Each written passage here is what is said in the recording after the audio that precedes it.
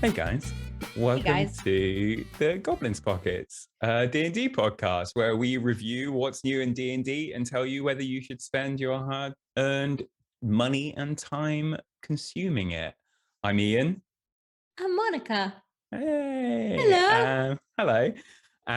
Yeah, And today it's new. Like we've got new stuff, I guys. know, I like to think a lot of people have heard about this, but equally, if you're casual, if you play casually, not everyone in my D&D party heard about it the No. day it was announced. But yeah, we got new shit. We're going to be Are you talking. saying me and you are nerds? I think we might be. I think we are.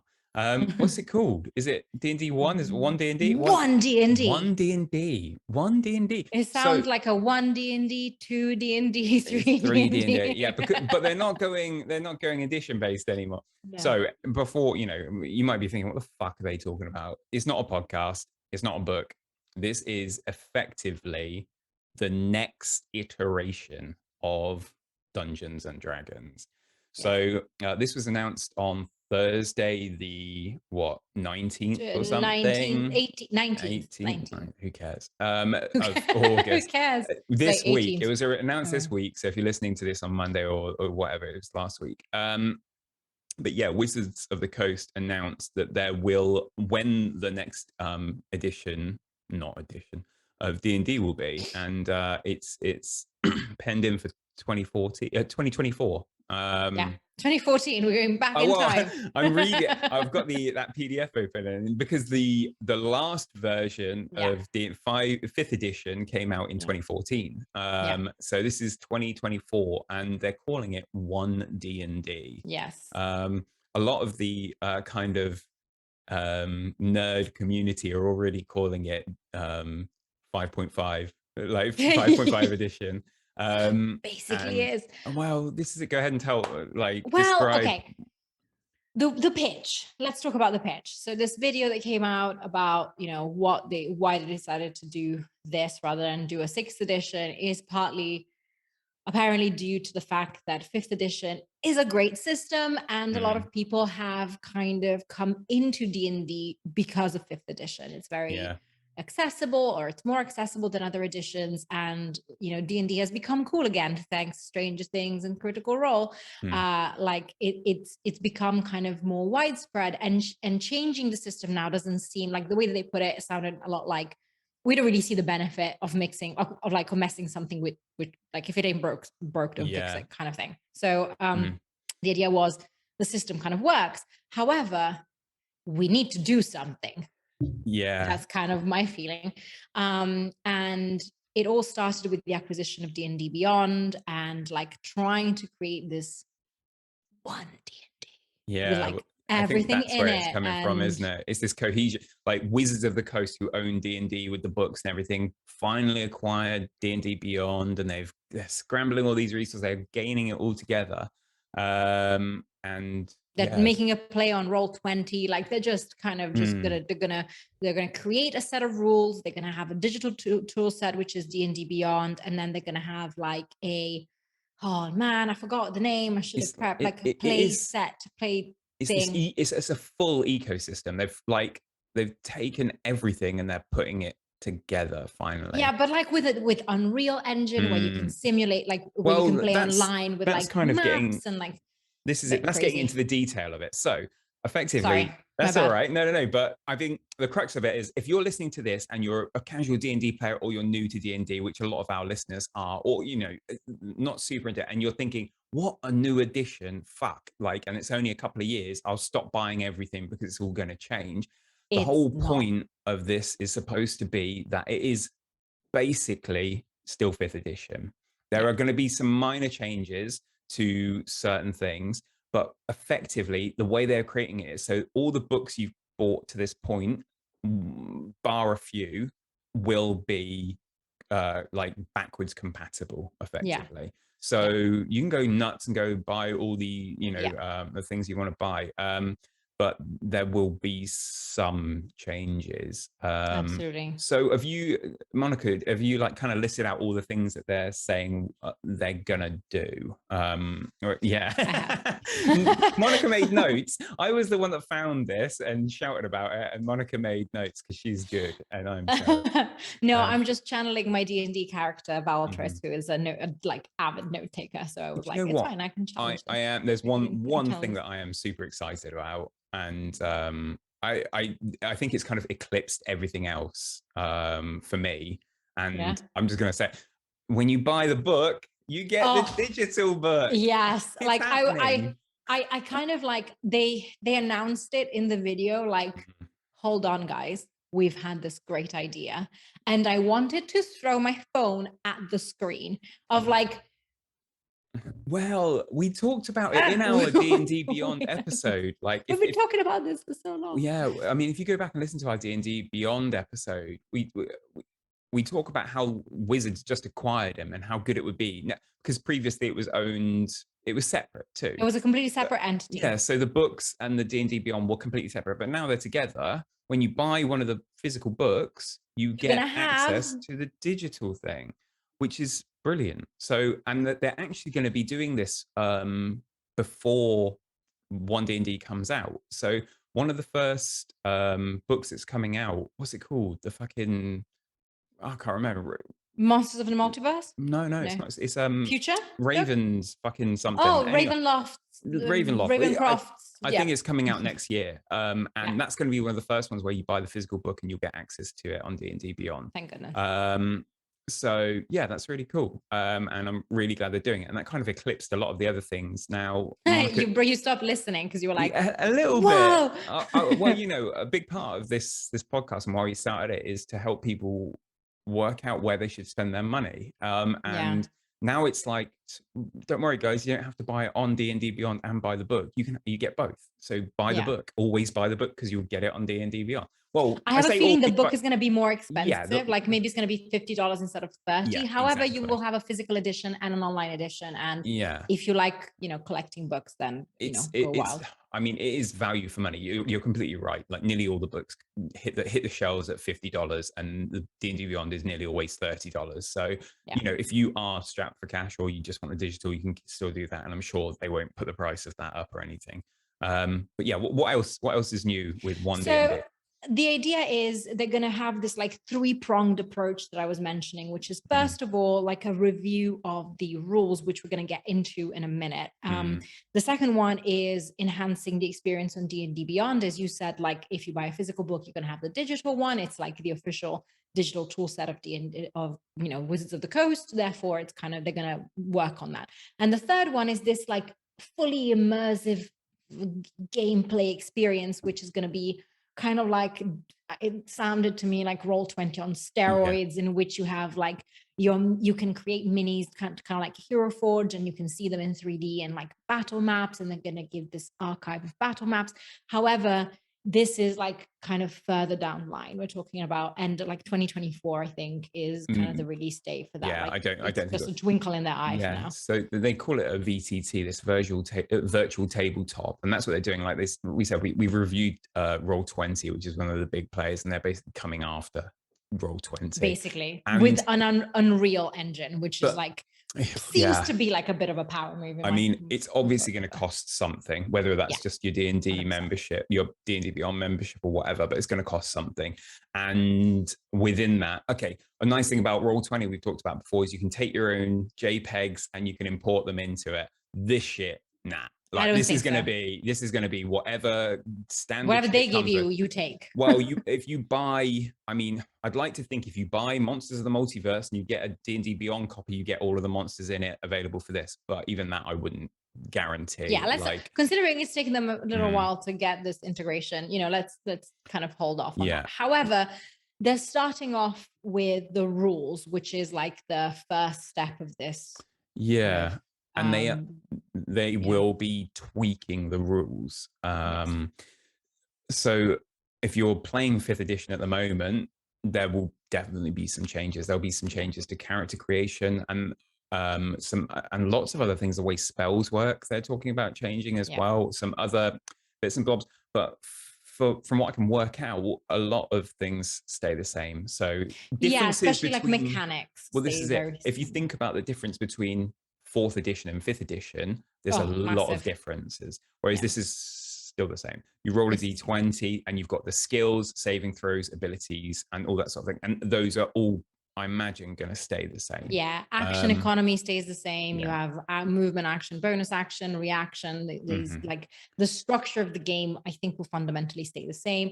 The tweaks are going to be on like more specific aspects of the characters, and the way that they're choosing to release these edits are through some playtesting of like specific elements, specific edits, and they have. The first release was on the origins of the character, specifically focusing on race, background, and kind of other background dynamics that relate to these kind of these aspects of the character. Yeah. So are you ready, Ian? Did they go into classes at all in that place? No, classes is a separate section, which is going to have a set of issues, which we're going to discuss in a second. But let's start with I'm going to try and be really brief about the changes. Well, hang on. Yes. Before we go into the playtest, have we missed anything about what's new about what else is new? Else we'll take a quick break and then we'll jump into the playtest after that, because I can't think of anything else. But hang on, let's just talk about how do you feel about new edition? Like talk about new edition. We'll do playtest after. What's new edition to you? Yes. Like, so how does this feel? I am glad. I was a little concerned with the push to release a new edition. You know, the idea of like, you need to improve, you need to change, you need to do something else. Because 5th edition works. Like, it's approachable for a lot of for a lot of people. Creating characters and teaching people how to play D&D is quite straightforward in 5th edition. It was way more clunky in 4th edition. And I think it would have alienated a lot of people who have just literally just gotten into D&D. So I'm glad that they didn't kind of move away from it.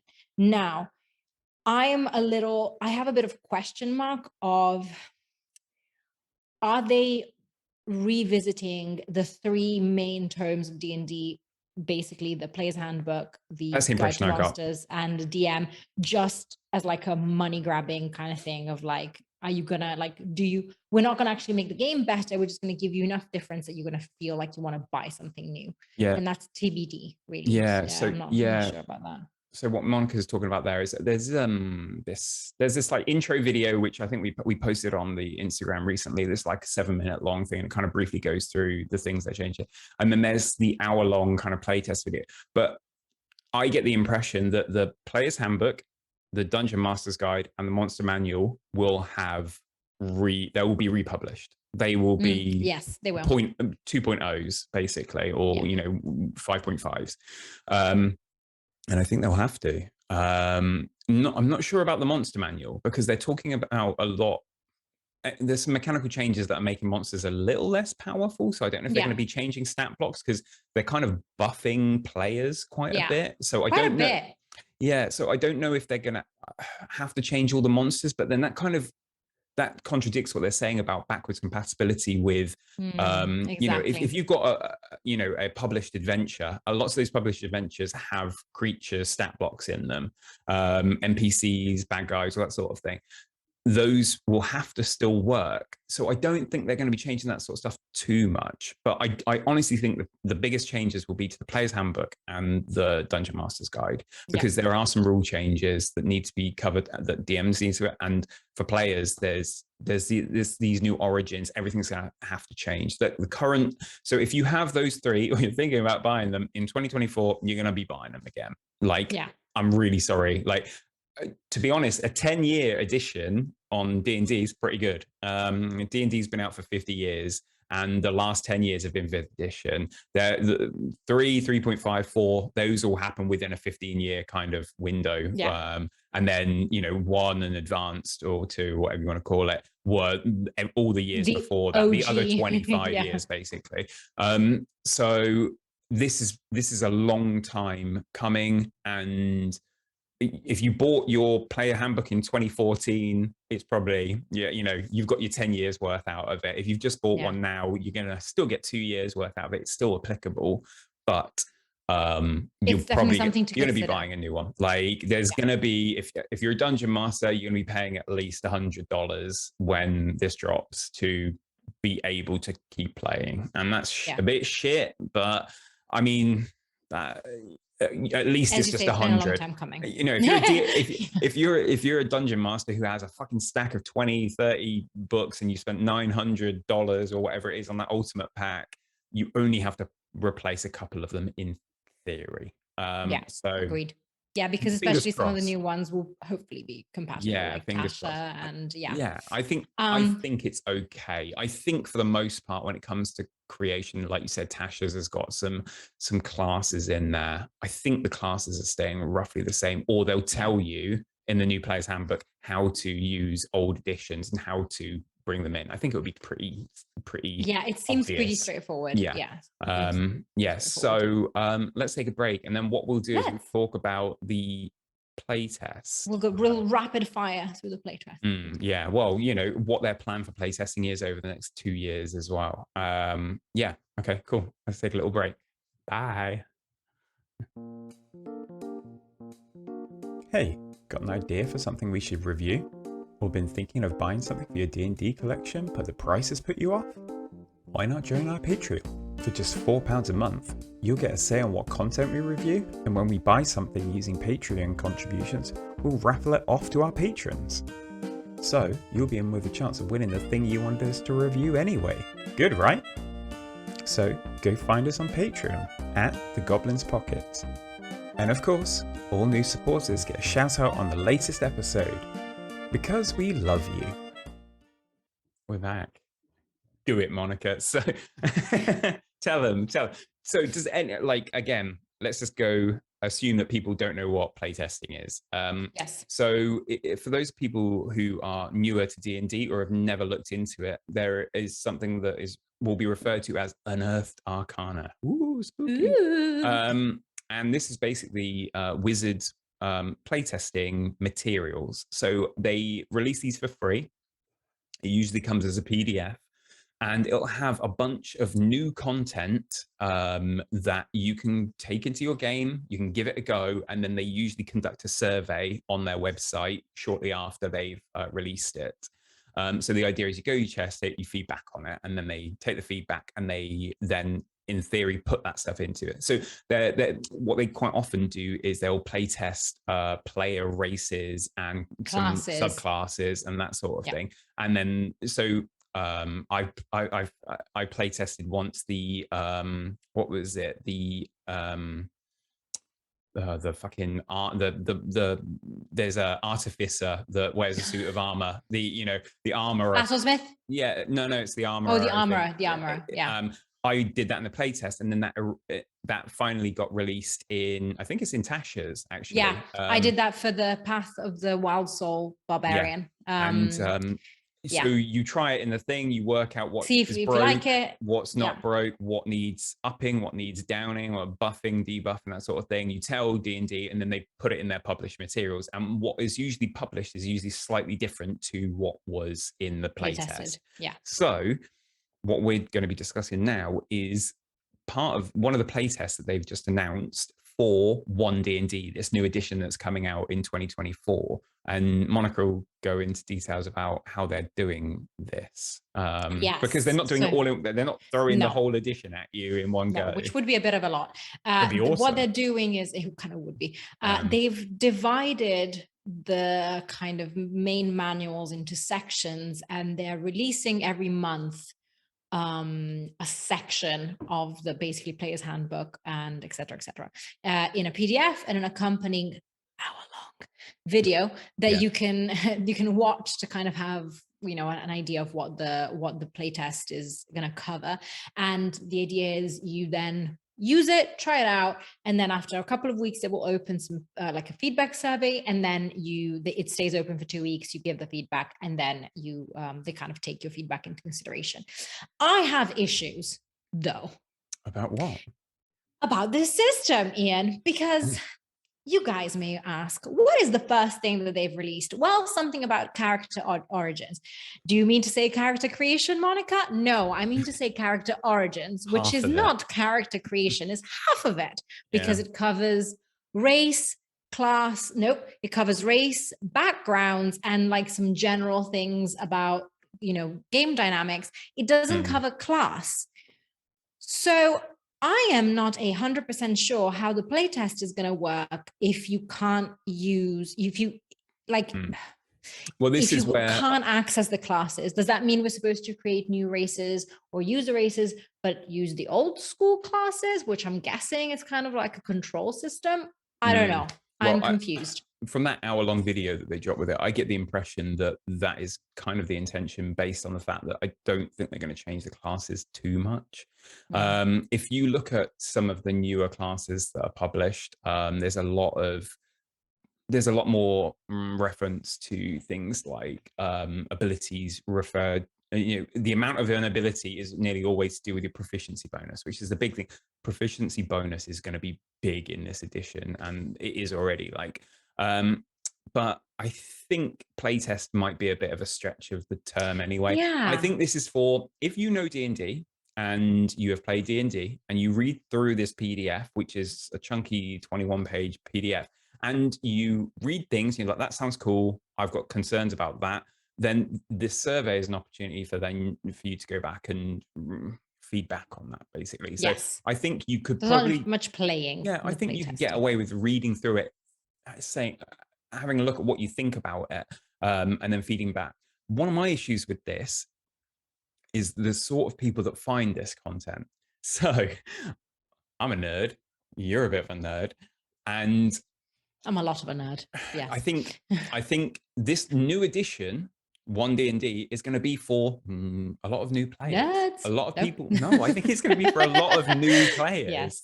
Yes. I think. However, only nerds are going to find the playtest material. Exactly. So if you're listening to this and you're not super hyped about D&D, but you play some D&D, go and do the playtest. Maybe have a look at this, see if it makes sense to you. I mean, it might be over your head, but if you've created a few characters and you've played a few games, then you probably understand it enough. Yeah. In a nutshell, what these character origins is Wizards of the Coast are saying, okay, so when you create a character, at the moment, a lot of people will pick a race that is suitable for a class. So you pick a race because it's got +2 to this and +1 to this, and that makes him a good fighter or a good wizard or something like that. And they're trying to break that. So the idea of a player origin or a character origin is that your ability increase comes from your race. Oh, no, it doesn't come from your race. It comes from your background. Comes from your background. So indeed, yes. You could be. So let's say my background is a miner and I'm a dwarf, and my friend next to me is also a miner and he's an elf, and this miner over here is an orc. Like, we are all miners. We all spend our time down the mines, digging the holes. We are strong boys. We have strength, and we have constitution. Strong constitution. That's what we're good at. Doesn't matter that he's an elf and he's an orc and I'm a human. That's where it comes from. So the ability points come from your origin now, rather than your race. And that's, again, giving you this opportunity to play any race you want without it affecting, like, dictating what class you then have to play.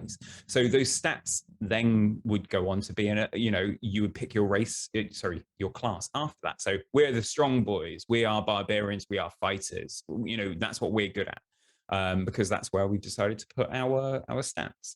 And that's one of the main changes. So it doesn't change the final output. The final output is a fighter, a level 1 fighter with ability scores here, and here, and they're good at this, this, and this.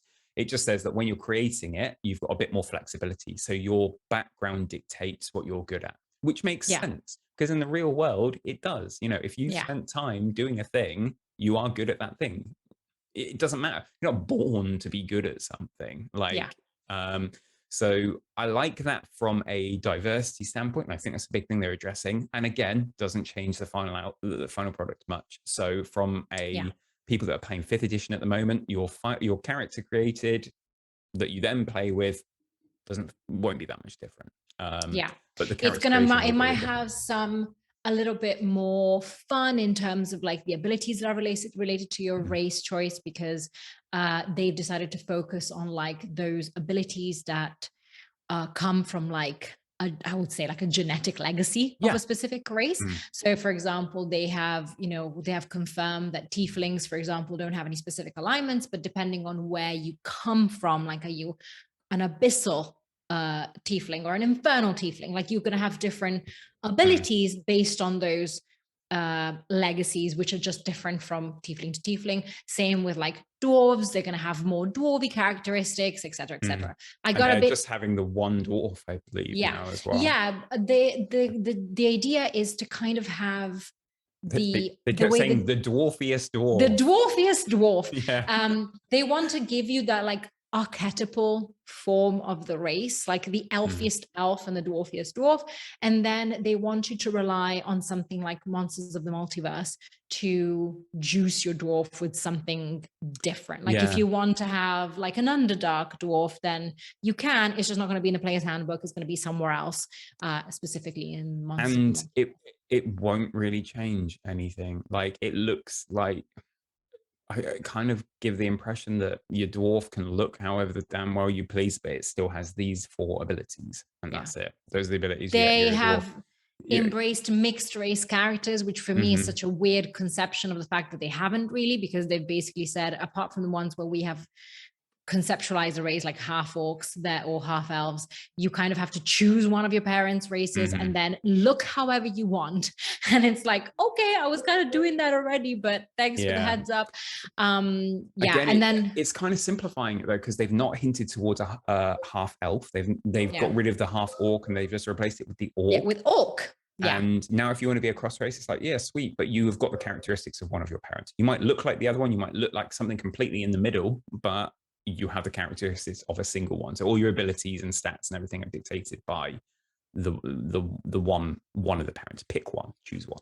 And in terms of like diversity, which I kind of appreciate, they have included small humans, which I think is a kind of a good step. Like humans can also be small creatures, so can tieflings, because I didn't think about it, but imps are small, so it doesn't you can also just be a child, be whatever you want, or you can be a child. Well, a level 20 child, that seems like I mean, if you're a level 20 like Harry Potter sorcerer or something like that, Harry Potter's, he fought things. He's a small boy. Sorry, Daniel Radcliffe. He's a small human. Oh no, sorry. I think we need to pause a second. Just pause 1 second. I'll be right back. We're back. I'm back. So we were saying, what we were saying. This background concept is quite fun as well, because not only does it dictate where you get your ability scores, it also is completely flexible. They recommend that you make your own background. Actually make your own.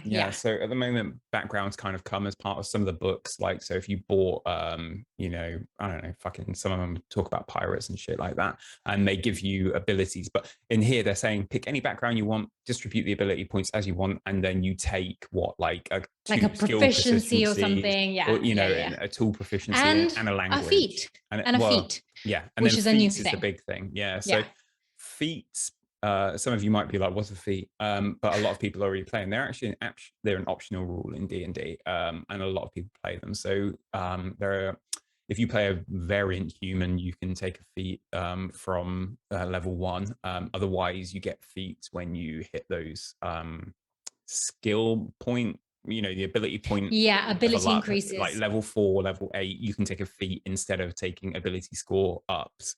And now they're basically saying that everyone gets a feat at level 1. And this is just another way of giving you some shit you can do that is specific to you as a person. So because of your background, specific to your background.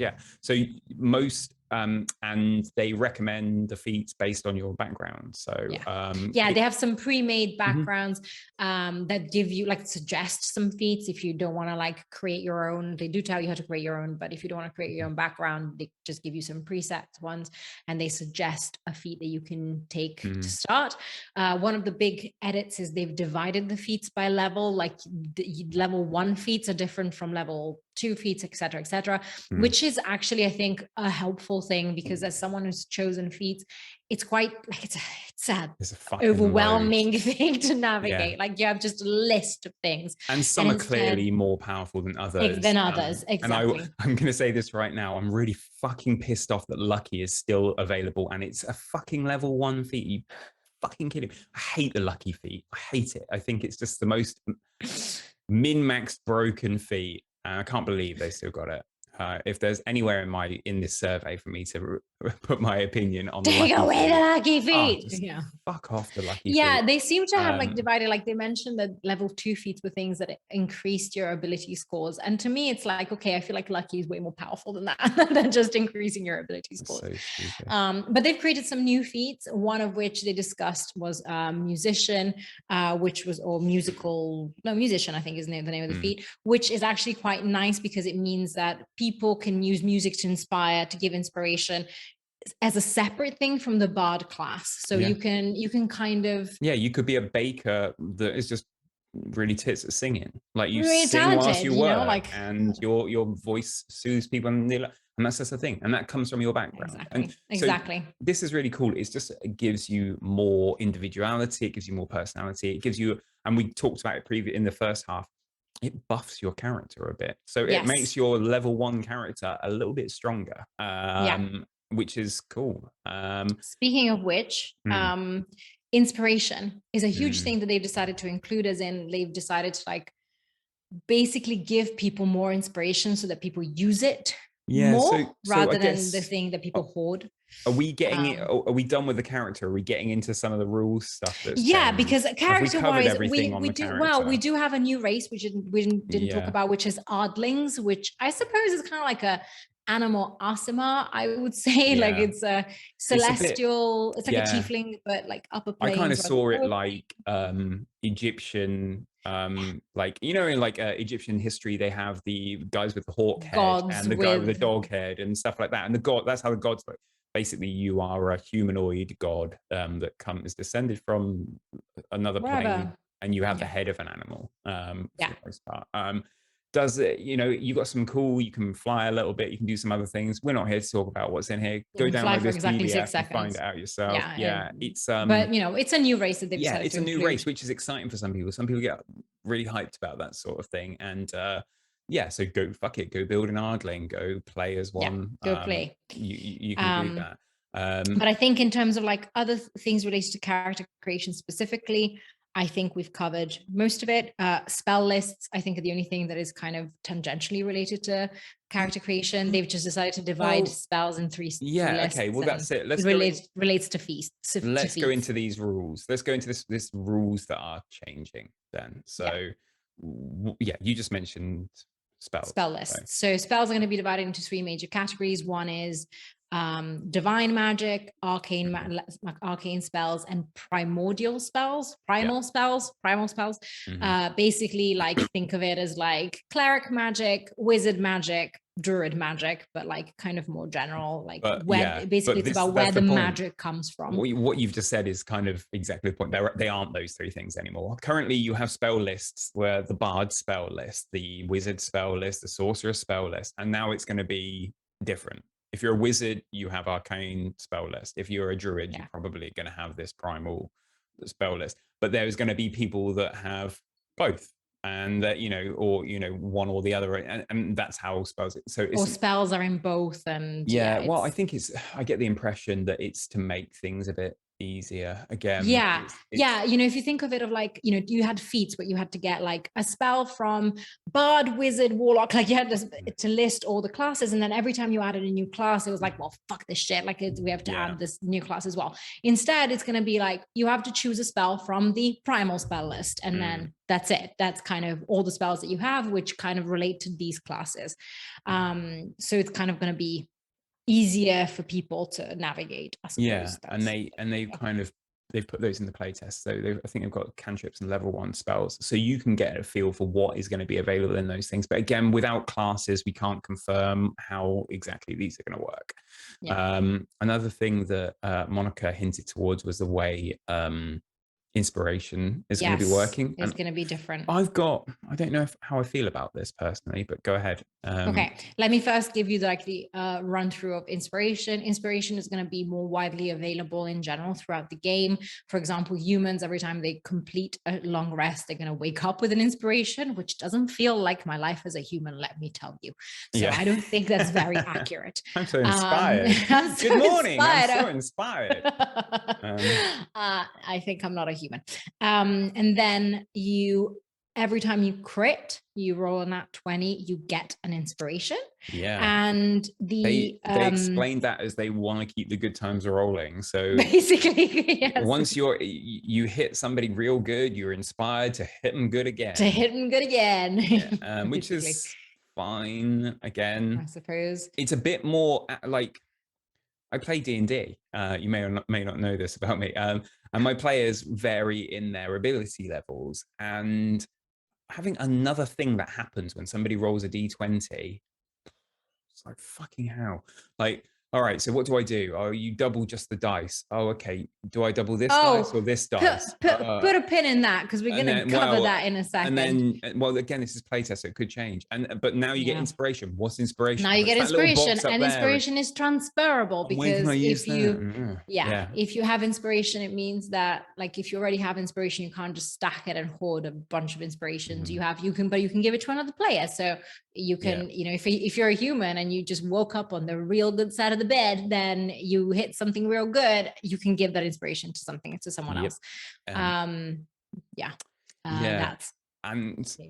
so then we kind of mentioned critical hits being the other way that you can get inspiration. So you auto get inspiration, but critical hits are changing as well. In quite a dramatic way. And I have my doubts about that, because as someone who tends to choose spellcaster classes, I was like, because apparently now crits are only for people who hit things real good with weapons. Spells don't crit anymore, guys.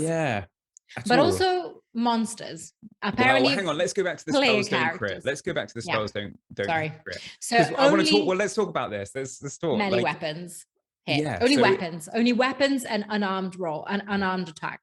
So if you're a warlock and you Eldritch Blast and you roll a 20 on your hit on a spell attack roll, it won't crit. Now, this is just playtest. If there's an uproar from the community, they'll change it, and I get the feeling there will be. I will uproar. I kind of agree to a point. Like, I am a fighter. I have a sword. It does 1d6. I walk up and I hit, and I might roll a 6. Sweet. Warlock D10. It's like, okay. And they get an extra hit when I get my extra attack, so they can hit twice. Okay. And then what's it? If you're a wizard, like lightning bolt, and you bolt, and you like a 6d6. Well, that's fair enough. Okay, maybe. That's a dexterity save. So I never have. Yeah, it's a dexterity save. You're right. Yeah, sorry. Firebolt as a wizard, again, you hit level 5 and you get 2d10 when you hit. So it's like, okay, and you've already got an opportunity to every regular hit to do 20 per hit. Think of critical. So think of guiding bolt, like the bread and butter of a cleric. It's like, I think it's like 4d6 on a level 1 or something shocking like that. So that power output of those spells is already higher. Obviously, they don't tend to melee as much. So I get it to a point. I do get it. You want to ruin my joy. I'm just saying, for your standard run-of-the-mill turn where you're hit with a sword or you shoot a spell, I think it's a balance thing, and I think it kind of works. There aren't that many. I mean, you've got like Disintegrate, I think, is a spell attack roll. And if you crit on that, that's fucking devastating. But equally, critting is really fucking good fun. Like when you crit with a spell and you're rolling all those dice, it's a lot of fun. It's awesome. It's a lot of fun. So I don't think that will change personally. But what you were about to start talking about is, I don't know. I'm a DM for the most part. So go ahead, Monica. What's the other thing? The other thing is that we players are going to be way more powerful than UDM, because apparently only player characters can crit.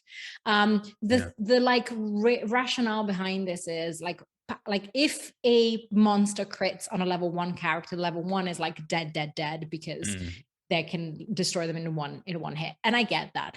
The other thing is, if a monster is powerful, they generally will have a rechargeable ability, like, for example, Dragon Breath, that deals a lot of damage. That's what they said.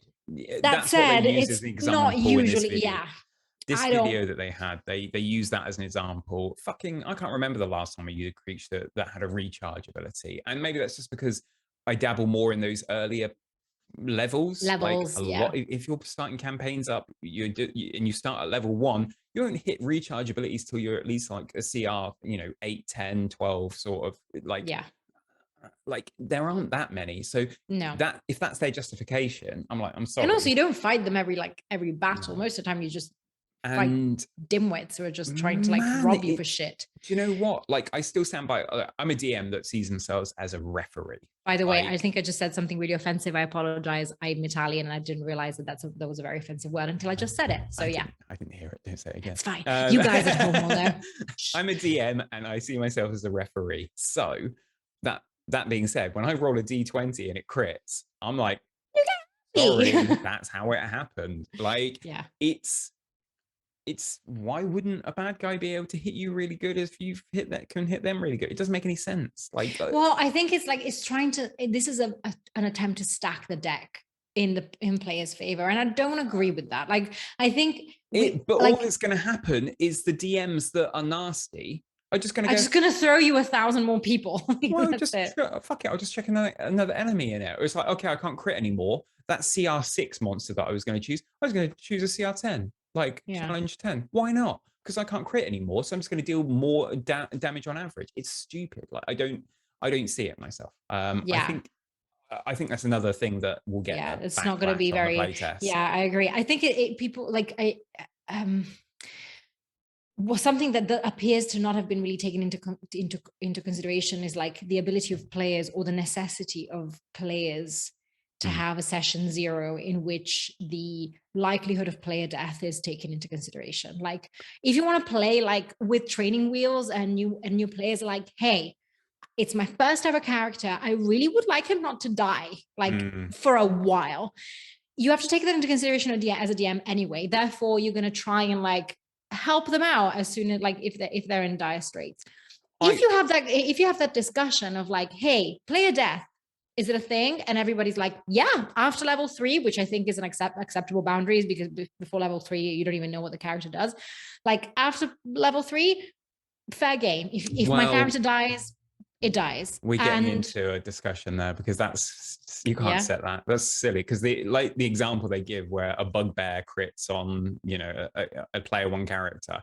If you've had that discussion and you're like, oh yeah, I can only die after level 3. It's like, well, I critted with a bugbear and you've got 6 HP. You're dead. Like but you fudged the roll. You're a DM and you're fudging the roll. Like, come on. You're not like, you're like, you critted, but I'm not going to crit. If you're going to be using virtual tabletops, you can't fudge. And, it's not a thing. So, and a lot of I never fudge rolls. I don't do it. It's like, if you die, you die. Don't you have the conversation? Interesting conversation. Do you not have the conversation with the players of like, player death? Because I've played with like, for example, children, and you don't want to kill their character. Yeah, but I'm saying level 1. The actual point is balance your combat.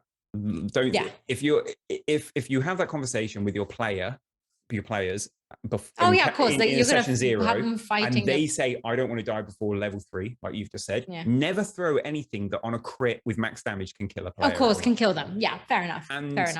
Like, yeah, fuck it. Don't throw them an ancient dragon. Level them up quickly. In my campaign, my players are level 2 at the moment, and I've knocked one guy out twice. And he's gone down, and both times it's been like, oh, that was close. And teachable moment. Exactly, it is. I agree with you. Without risk, there's no reward. Exactly, there's no reward. So I think this crit, think no DMs crit should be able thing to crit. DMs need to crit. They need it. So I agree. I don't agree with that. Is what else is new? A little review on conditions, which I haven't looked into. However, there is a new condition that's been included, which is the condition slowed. Which, if you hold on with me for a second, I will be able to tell you what that is. Oh, you have it? Yeah, slowed. Limited movement. You must spend 1 extra foot of movement for every foot you move using your. Oh my god! Why make that so?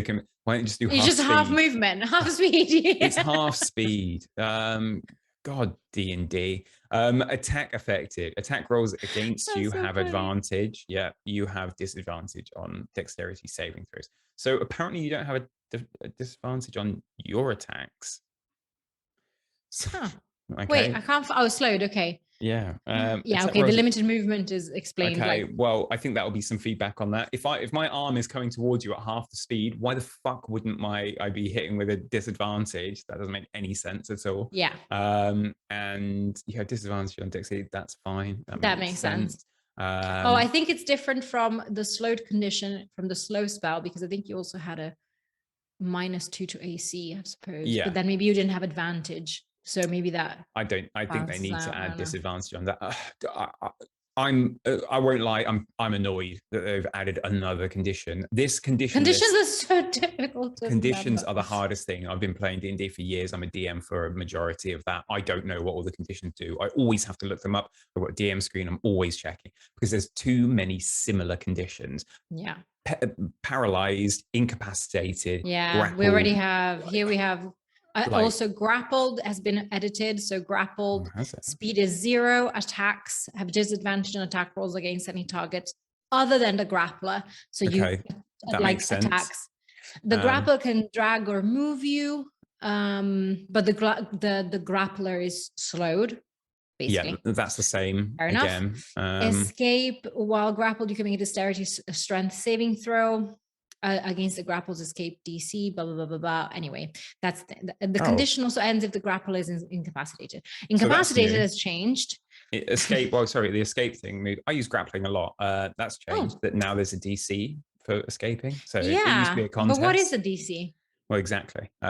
So I don't know how that's set. Maybe it's just set by the DM. Escape DC, I suppose so.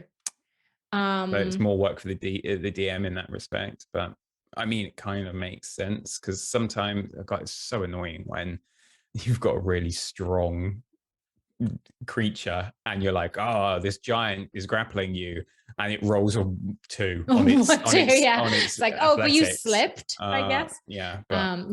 And also if something moves you outside the grapple's range without using your speed, so you can be broken out, which I think is kind of a cop out, but sure.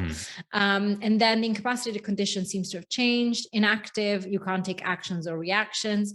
No concentration, your concentration is broken, which I think fair enough. Speechless, if you're incapacitated when you roll initiative, you're disadvantaged on the roll, which is like, okay. What a situation. Yeah. I think that makes sense. I don't think that, God. So anyway, there's going to be some shit to learn. I just hope they trim some of the conditions because, man, you don't adding condition. Take some of them away. Honestly. There's too many.